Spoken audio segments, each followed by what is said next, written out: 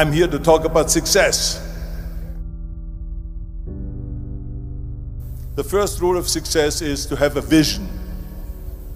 You see, if you don't have a vision of where you go, and if you don't have a goal where you go, you drift around and you never end up anywhere. I mean, as you know, I was born in 1947 in Austria after the Second World War. So I was very fortunate that I stumbled onto my vision. And I didn't really like Austria when I grew up. I couldn't wait to get out of there. I couldn't see myself becoming a farmer or a worker in a factory or anything like that, even though my parents wanted me to stay there and have a normal life. But that was their vision, not mine. My vision was totally different. I felt that I was born for something special, for something unique, for something big. Then one day I went to school. I remember I was 11 years old, and they showed a documentary about America. And there they showed in this documentary the huge skyscrapers, the high-rises, the huge bridges, the 6-lane freeways, and all of this stuff. And I said to myself, that's where I want to be. I don't want to be around here with these little farmhouses and these little buildings. I want to be in America. And one day after school, I walked by a store in Graz.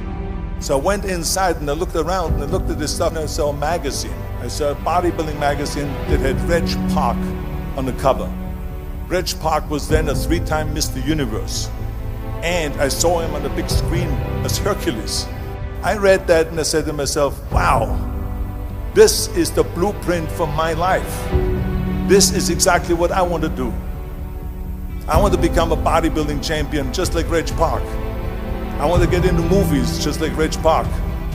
And I want to make millions of dollars and be rich and famous just like Reg Park. Do you know how great it felt that I knew where I was going? Imagine the majority of people don't know where they're going. I knew where I was going, that I'm going to become this bodybuilding champion just like him. So it was just a question of how do you do it? I was so relieved, because when you have a goal, when you have a vision, everything becomes easy. So people always ask me, when they saw me in the gym in the pumping iron days, they say, why is it that you're working out so hard? 5 hours a day, 6 hours a day, and you have always a smile on your face. And I told people all the time, I said, because to me, I'm shooting for a goal. In front of me is the Mr. Universe title. So every rep that I do gets me closer to accomplishing that goal, to make this goal, this vision turn into reality. Every single set that I do, every repetition, every weight that I lift will get me a step closer to turn this goal into reality.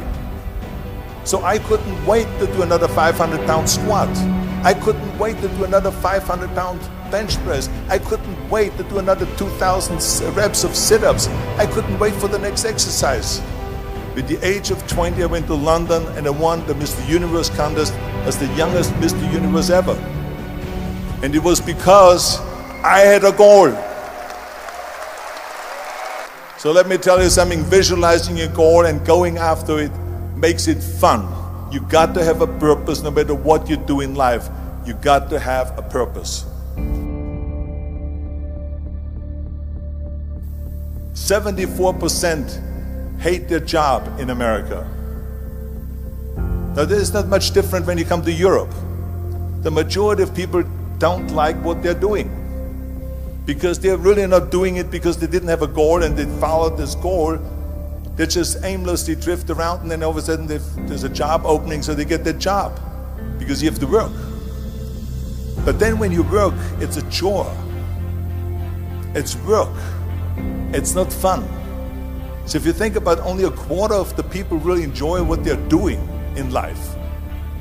That is unbelievable if you think about it. So I felt so blessed that I knew what I was doing. It's like a medical student that studies and knows he wants to become a doctor. You know where to go. And the same thing is also in politics. I remember that in politics, I had a very clear vision that I will be the leader of California. This is as far as I could go because I was not born in America, so I could not run for president. So being the governor of the fifth largest state, I should say the largest state, the fifth largest economy in the world, was for me really the ultimate title, the ultimate accomplishment in politics. So even though people came up to me and says, why don't you go and run for something smaller, you're never gonna make it. I ran for governor, and then 2 months later I became governor of the state of California. Again, because I had a very clear vision what I'm gonna do with California. So that's rule number one, have a vision. Rule number two is, don't listen to the naysayers. Don't listen to the naysayers.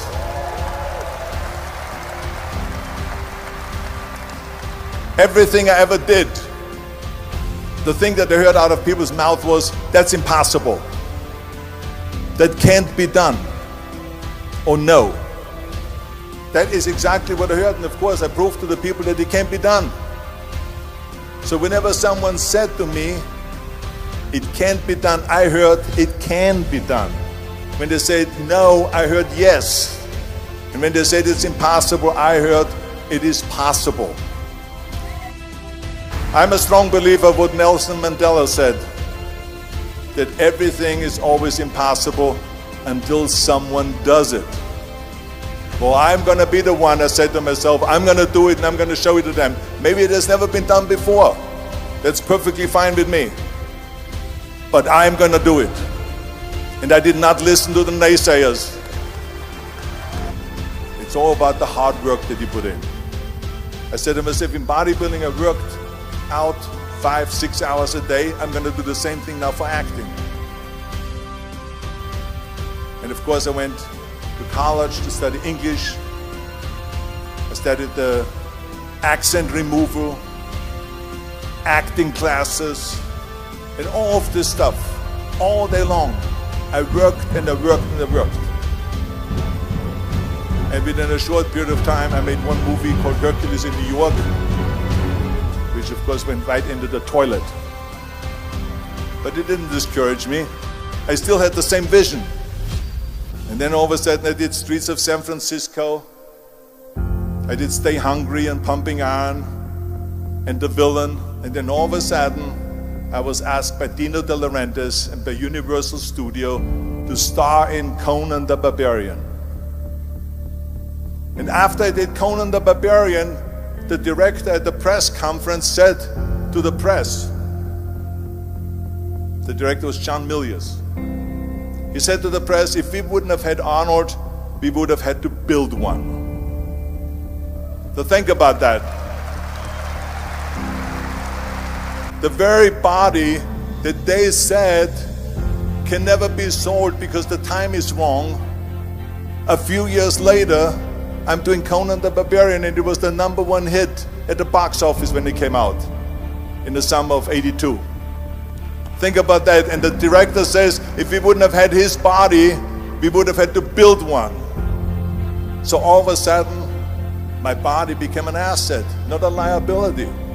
And the same thing was with Terminator. After we were finished filming Terminator, Jim Cameron said to the press, if Arnold wouldn't have had that accent and talked like a machine, I think the movie wouldn't have worked.